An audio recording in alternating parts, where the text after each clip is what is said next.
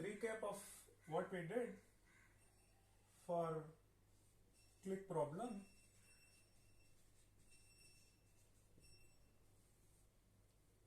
So on one side we have a deterministic solution running in time order n power k times k square. On the other side, when we allow non-determinism, the non-determinism has two quantities. One is guessing followed by verification. Let's analyze the complexity of this. As part of guessing, in the first stage you guess V1. Let me write if V1 is not included, then it is 0. If V1 is included, then it is 1.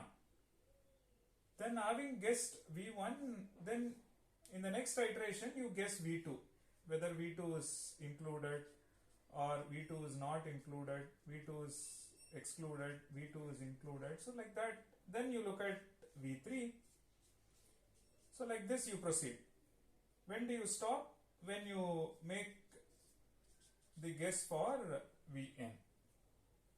So overall, order n guesses, which means guessing is order n. Then verification. Verification, after guessing a set, you have to check whether for all uv in S and whether u comma v is adjacent or not. This we know, this can be checked in order say k square. In general, cardinality of S, if cardinality of S is k, and k could be at most n, so we say it is order n square. Most importantly, this one is deterministic polytime. So guessing is order n, non-deterministic poly, verification is deterministic poly. But the moment you have non-determinism as part of the computation, the overall model is a non-deterministic model. If every module follows determinism, then overall computation you can say a deterministic computation. And even if at least one module follows non-determinism, then the overall computation is a non-deterministic computation. So this overall computation is non-deterministic in nature, and this is poly, this is also poly. So therefore non-deterministic click,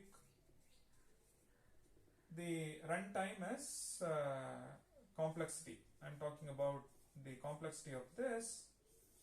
Complexity is non-deterministic polytime.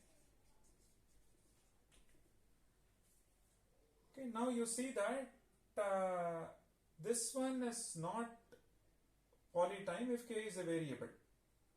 So click problem in deterministic zone, not known to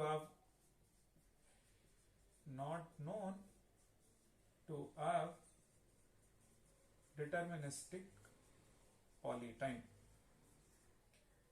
Whereas in non-deterministic zone, it has a polytime algorithm. So the power non-determinism helps. Now you may ask, non-determinism is hypothetical in nature, and how do we realize in practice?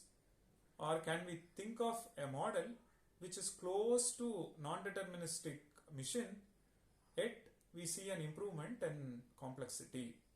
And we see an improvement meaning we get to run in say polynomial time.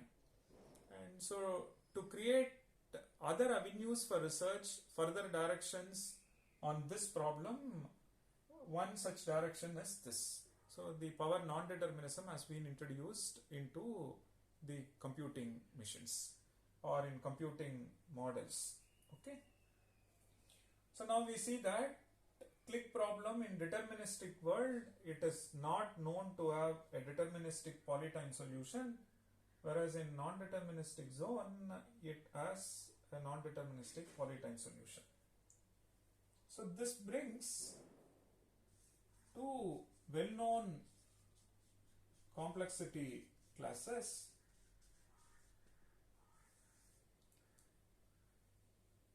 So one is, we say class P, it talks about deterministic polytime algorithms,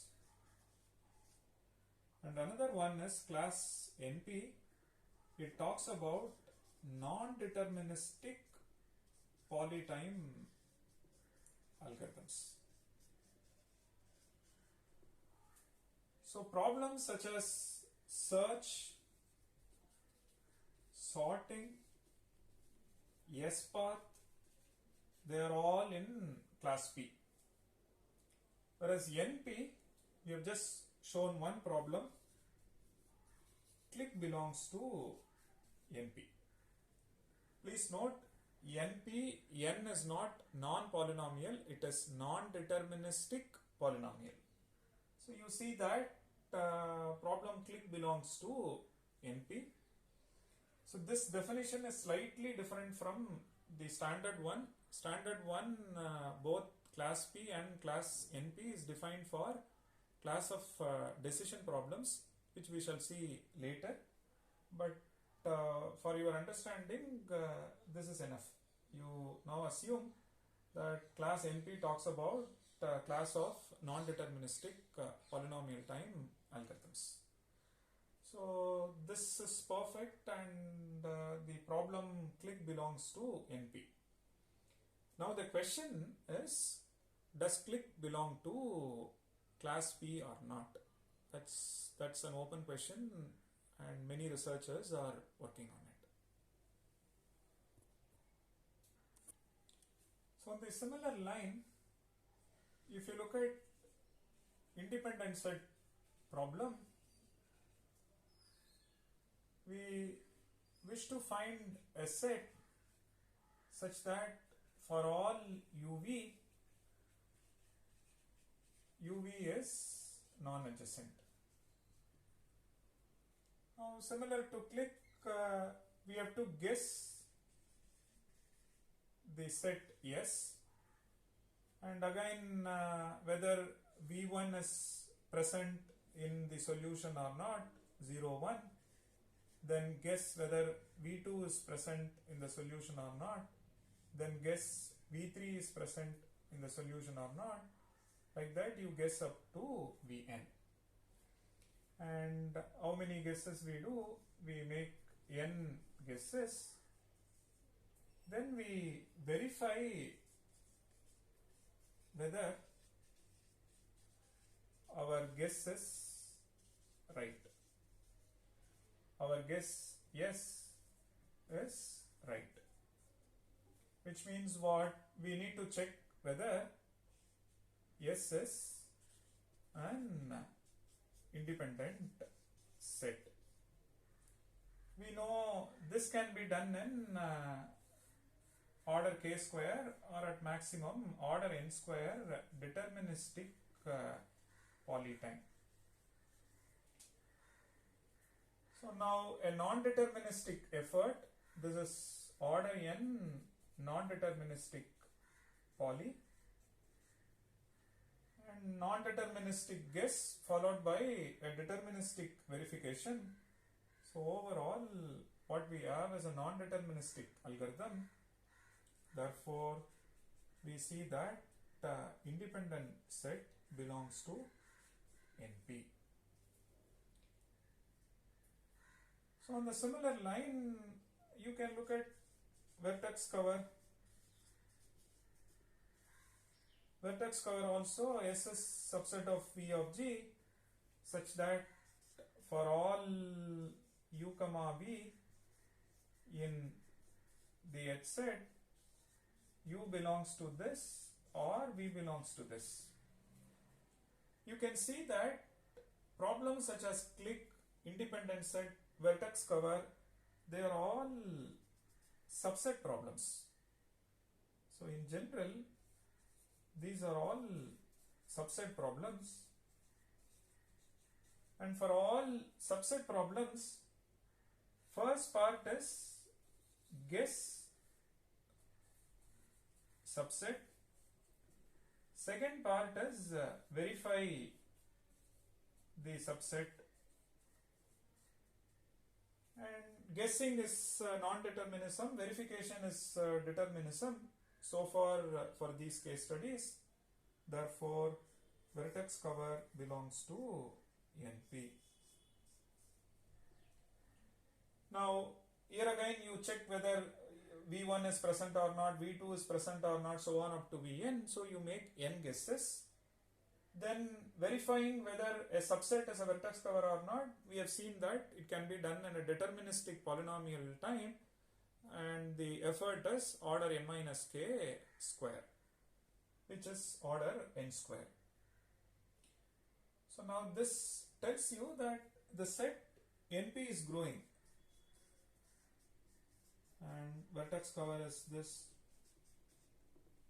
and there are many problems. There are at least 5000 plus problems as on this date in the complexity class NP. Almost all subset problems that you come across in the optimization domain, in the scheduling problems, or in the context of computer networks, and many practical problems are in NP. Now, how do we cope with such problems, and is there a way out? And in the deterministic zone, what is available is deterministic exponential time, current based. In the non-determinism, it is Pauli. However, non-determinism, the study of non-determinism works fine as far as theory is concerned, because it's hypothetical in nature. So the study of non-determinism cannot be realized in practice. So now this set is growing. The set NP is growing. There are at least 5000 problems. So now can we compare these problems? And out of mathematical curiosity, just to understand which problem is difficult, and can we compare, can we relate problems to understand the interdependencies or difficulty among problems, reducibility between problems, and things like that. And so by giving a different perspective, or by changing the underlying model of computation, you see that there is an improvement in complexity. Now, just like non-determinism, can we think of a different model of computation? That's the ultimate purpose of this course, or that's the ultimate thing one is interested as part of algorithm design. Now, I work with a model, and this is the best that one can do with this model. Now, what is that I should do to this model, and bring a variant or a modification so that you see an improvement in runtime for many of the classical problems, and for which we do not have efficient algorithms with respect to model 1. Then you go to model 2. Again, study the power of model 2, limitations of model 2, then come up with model 3, and then start designing algorithms. This is how research progresses in theoretical computer science. And it's a quite fascinating field. Let's explore this further.